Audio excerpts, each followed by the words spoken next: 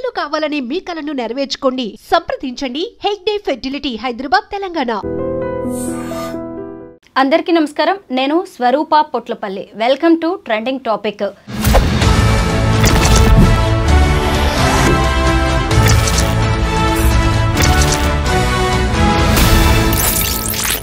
చేతికి అందుకు వచ్చిన ఆడపిల్లలు తల్లిదండ్రుల కలలను కల్లలు చేస్తూ అనంతలోకాలకు వెళ్ళిపోతున్నారు. అమెరికాలో సుదీక్ష, హంపీలో అనన్య, ఇలా ఈ ఇద్దరి కథలు కూడా ఎంతో మందిని కదిలించి వేస్తూ ఉన్నాయి. సుదీక్ష కోణంకి కేసులో అనేక షాకింగ్ విషయాలు బయటకు వస్తున్నాయి. ప్రస్తుతం నాతో పాటు సోషల్ యాక్టివిస్ట్ కృష్ణకుమారి గారు ఉన్నారు. ఆవిడతో మాట్లాడి ఈ కేసుకి సంబంధించి అనేక విషయాలు తెలుసుకుందాం. మేడం నమస్తే. నమస్తే. సుదీక్ష కోణంకి, అలాగే డాక్టర్ అనన్య, వీళ్ళిద్దరు కూడా అసలు జీవితం పట్ల ఎంతో ఆశలున్న పిల్లలు. తల్లిదండ్రులు కూడా వాళ్ళ మీద ఎన్నో ఆశలు పెట్టుకున్నారు. అలాంటి పిల్లలు ఇలా అర్ధాంతరంగా అదృశ్యం అయిపోయారు. ఏమంటారు ఈ కథల గురించి మీరు? చాలా బాధాకరం అండి. ఎందుకంటే ఏ తల్లిదండ్రులకి బిడ్డ దూరం అయితే ఆ బాధ ఆ తల్లిదండ్రులకే తెలుస్తుంది.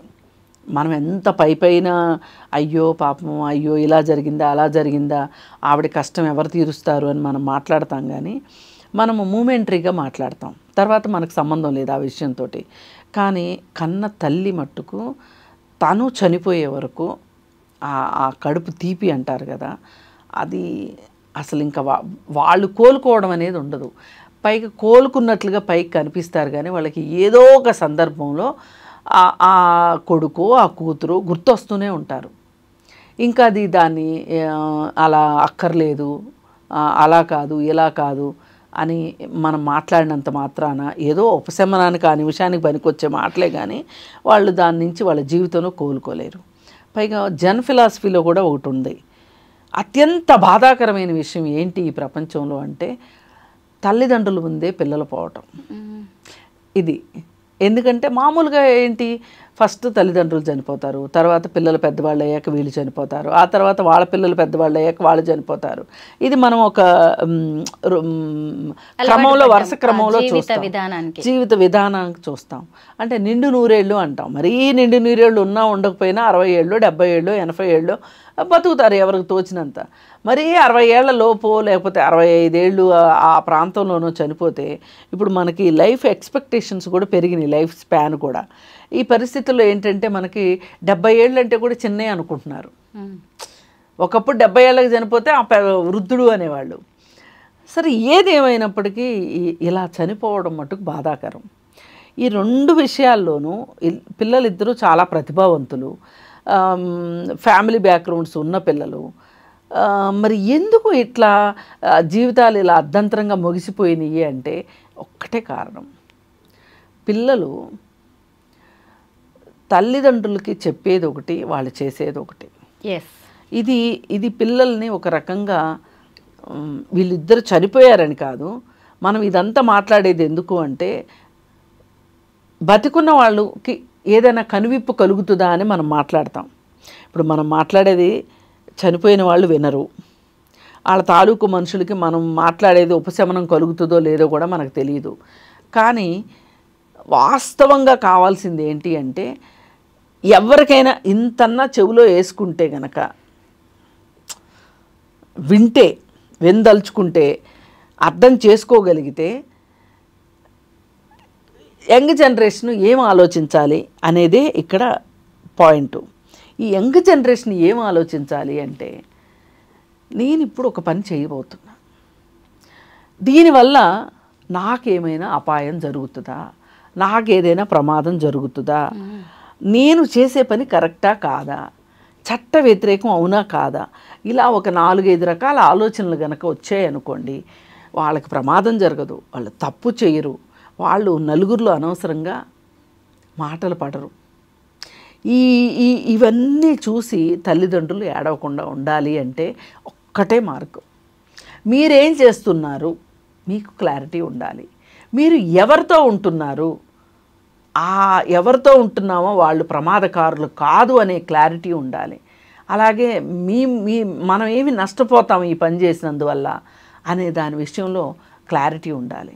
అలాగే నా జీవితంలో నాకున్న లక్ష్యం ఏంటి, ఆ లక్ష్యానికి నేను చేయబోయే ఒక అది ఎంటర్టైన్మెంట్ అనండి, హ్యాపీనెస్ అనివ్వండి, లేకపోతే చిల్ అనివ్వండి, ఇప్పుడు చాలా మాటలు వచ్చేసేసినాయి కదా, హ్యాంగ్ అవుట్ అవ్వటం, ఏదన్నా చెయ్యండి మీరు. కానీ ప్రతిదానికి ఒక లిమిట్ ఉంటుంది, ప్రతిదానికి ఒక లిమిట్ ఉంటుంది. ప్రమాదంలో పడని స్థాయి ఒకటి ఉంటుంది. అమెరికా అయినా అనకాపల్లి అయినా అపాయం ఒకే రకంగా ఉంటుంది. ఎందుకంటే మనం వెళ్ళిన ప్రదేశంలో అది మనకి అపాయం జరిగిన ప్రదేశం అవునా కాదా అనేది చూసుకోవాల్సిన బాధ్యత మట్టుకు మనదే.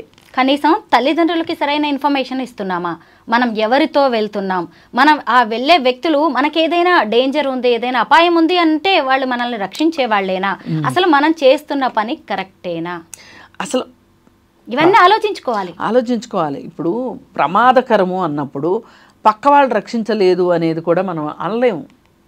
అసలు మీరు ఆ ప్రమాదంలోకి వెళ్లకుండా చూసుకోగలిగిన పరిస్థితులు ఉన్నప్పుడు కొత్త ప్రదేశానికి వెళ్తున్నాం, ఏ ప్రదేశం ఏంటి అని, దాని టోపోగ్రఫీ ఏంటి, దాని జియోగ్రఫీ ఏంటి, దాని హిస్టరీ ఏంటి అనేది చూసుకోవాలి. అసలు ఎందుకు వెళ్తున్నాం. ఇప్పుడు అనన్య ఎక్కడైతే నీళ్ళల్లో పడిందో ఆ ప్లేస్లో ఇప్పటికీ 50 మంది అయినా చనిపోయారంట. చూడండి, దాని హిస్టరీ అసలు విషయం తెలుసుకోలే. నేను ఇప్పుడు ఆ నైసర్గిక స్వరూపం తెలుసుకుంటే, ఆ జియోగ్రఫీది కనుక తెలుసుకుంటే, ఇది ఏంటి అసలు కిందే ఉంది, పక్కనే ఉంది, వెనకే ఉంది, ఒకవేళ నేను ఏదైనా సాహసం చేస్తే నాకు సేఫ్టీ ఉంటుందా ఉండదా, ఇవన్నీ ఆలోచించుకోవాలి కదా. ఇప్పుడు మనం ఆ అమ్మాయి దగ్గరికి వెళ్దాం, సుదీక్ష కోణంకి. ఇలా టూర్లకు వెళ్ళడం చాలా సర్వసాధారణం. అమ్మాయిలే వెళ్తారా, అమ్మాయిలు అబ్బాయిలు కలిసి వెళ్తారా, అబ్బాయిలు అమ్మాయిలు కలిసి వెళ్తారా అనేది డిబేట్ కాదు ఇక్కడ. ఎందుకంటే ఆయా ప్రాంతాల పరిస్థితులను బట్టి, ఇప్పుడున్న నాగరికతల దృష్ట్యా ఆడపిల్లలు మగపిల్లలు కలిసి వెళ్ళడం అనేది పెద్ద వింత విచిత్రం కాదు. కలిసి వెళ్ళినా కానీ మనము చూసుకోవాల్సింది ఏంటి, ఇక్కడ నేను ఉన్న ప్లేసు సేఫ్టీయేనా కాదా, నాకు చుట్టూ ఉన్న వాటి వల్ల ఏమన్నా సేఫ్టీ ఉండదా, లేకపోతే నేను వెళ్ళిన మనుషుల వల్లే నాకు సేఫ్టీ ఉండదా, ఇలాంటి ఆలోచన అయితే ఉండాలి, ముందు చూపు ఉండాలి. లేకపోతే గనక ఇలాగే జరుగుతుంది. సుదీక్ష కోణంకి సంబంధించి 2 వీడియోస్ బయటకు వచ్చాయి మేడం. సుదీక్ష, ఆమెతో పాటు ఇంకో 3 అమ్మాయిలు ఉన్నారు, ఇంకో 2 ఫారినర్స్ అబ్బాయిలు ఉన్నారు. వాళ్ళు ఈ 6 కలిసి ఒక రిసార్ట్స్లో వెళ్తున్న, నైట్ టైంలో వెళ్తున్న విజువల్స్ బయటకు వచ్చాయి. అలాగే సుదీక్ష ఇంకొక అబ్బాయి కలిసి ఆ అలల్లో తిరుగుతున్న విజువల్స్, అలల్లో కొట్టుకు వెళ్తున్న విజువల్స్ కూడా మనకి బయటకు వచ్చాయి. అసలు ఆ తల్లిదండ్రులు కానీ ఎవరైనా చూసి ఎంత బాధపడాల్సిన విషయాలు ఇవన్నీ కూడా, ఎవరు వీటిని సమర్థించేలాగా కూడా లేవు. ఇంకొకటి, అసలు సుదీక్ష తల్లిదండ్రులు మీడియా ముందుకు వచ్చేసి మా అమ్మాయి అదృశ్యమై ఇప్పటికే 2 వారాలు గడిచిపోయింది, ఇక ఆమె చనిపోయినట్టుగా ఆయన ప్రకటించండి అని అడుగుతుంటే ఎంత బాధ మేడం తల్లిదండ్రులుగా. అది వాళ్ళకి ఎంత శిక్ష చెప్పండి. అసలు ప్రకటించమని అడగటం కాదు, అక్కడ ఉన్న పరిస్థితిని బట్టి వాళ్ళు డిసైడ్ అవ్వటం కరెక్టు. ప్రభుత్వం ప్రకటించింది అనుకోండి, రేపొద్దున అమ్మాయి వచ్చింది అనుకోండి, ప్రభుత్వం నిర్లక్ష్యం అవ్వదు. సరిగ్గా సర్చింగ్ చేయకుండా, అన్లెస్ అంటిల్ డెడ్ బాడీ దొరికే వరకు మనము డిక్లేర్ చేయదు గవర్నమెంట్, పోలీసులు డిక్లేర్ చేయదు, గవర్నమెంట్ డిక్లేర్ చేయదు. ఇప్పుడు ఆ పాయింట్ని లూప్ హోల్ని పట్టుకునే కదా మొన్నవాడు శవం దొరికితే కదా నేను హంతకుండా అంటారు అని చెప్పి ముక్కలు కట్ చేసి మీర్పేట ఘటన అదే కారణం.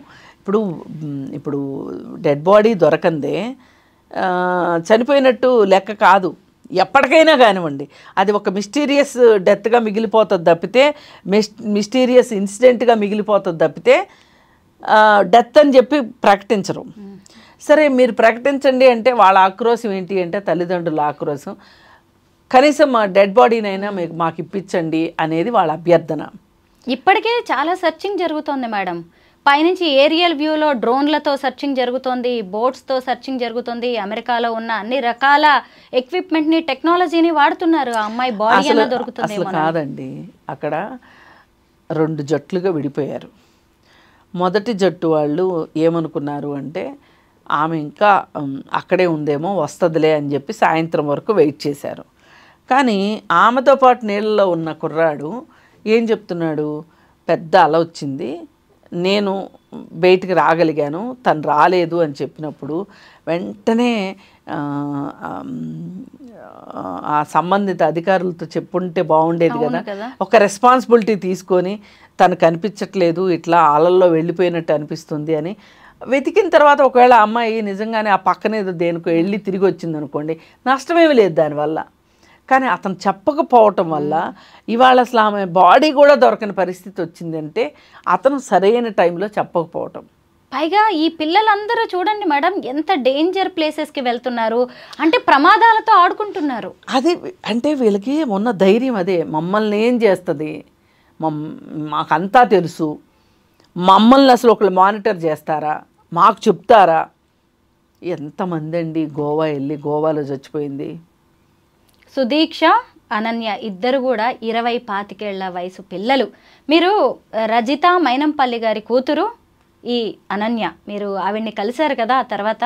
అవును, అసలు ఆవిడ బాధను చూస్తుంటే రజిత గారు ఏడుపు మామూలుగా లేదు. ఆ కూతురు మీద ఎన్ని ఆశలు పెట్టుకుని ఉన్నారు, చాలా ఆశలు పెట్టుకున్నారు ఆవిడ.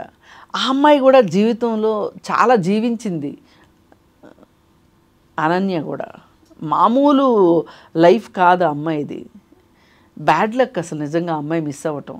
ఎందుకంటే ఆ అమ్మాయి వేసిన డాన్సులు కావచ్చు, నేర్చుకున్న విధానం కావచ్చు, అదేదో టీవీ చూసి తెంగర గంతులు వేయడం కాదు, ఒక గురువు దగ్గరికి వెళ్ళి పర్టికులర్గా నేర్చుకొని ఆ డాన్సులు వేయడము, ఆ ప్రోగ్రామ్స్ ఇవ్వడము, అలాగే పేద పిల్లలకి చారిటీగా చెయ్యడము, ఇలా ఒకటేంటి రెండేంటి ఆ అమ్మాయి జీవితం అంతా మొదలు నుంచి చివరి వరకు ఆ అమ్మాయి పట్టుదల కావచ్చు, ఆ అమ్మాయి ఆ విల్ పవర్ని తక్కువ అంచనా వేయటానికి వీల్లేదు.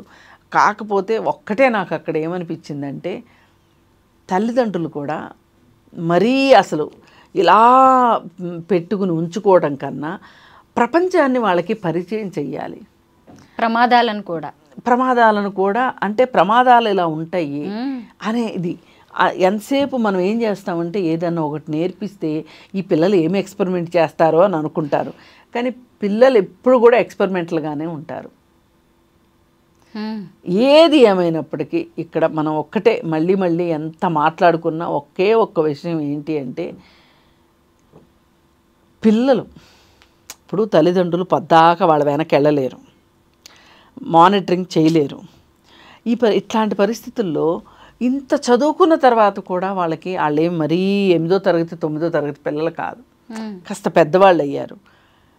మా మీద ఒక బాధ్యత ఉంది, ఒక రెస్పాన్సిబిలిటీ ఉంది అని వాళ్ళు ఎందుకు ఫీల్ కాలేదు?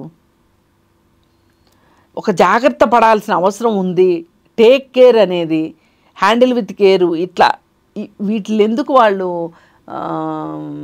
పట్టించుకోలేదు అని అంటే అదొక జోష్ అంతే. మొత్తం మీద సుదీక్ష, అనన్య తల్లిదండ్రుల కడుపు కోతను మాత్రం ఎవ్వరూ తీర్చలేరు. ఈ ఘటనల ద్వారా మిగతా వాళ్ళైనా చాలా విషయాలు తెలుసుకోవాలి. ముందు ఎక్కడికైనా వెళ్ళేటప్పుడు మీరు కరెక్ట్గా ఎక్కడికి వెళ్తున్నారు అనేది పేరెంట్స్కి చెప్పాలి, ఎవరితో వెళ్తున్నారు అనేది చెప్పాలి. ఒకవేళ అక్కడ ఏదైనా జరిగితే ఏం చెయ్యాలనే దాని మీద కూడా మీకంటూ ఒక అవగాహన ఉండాలి. Thank you so much madam. Thank you.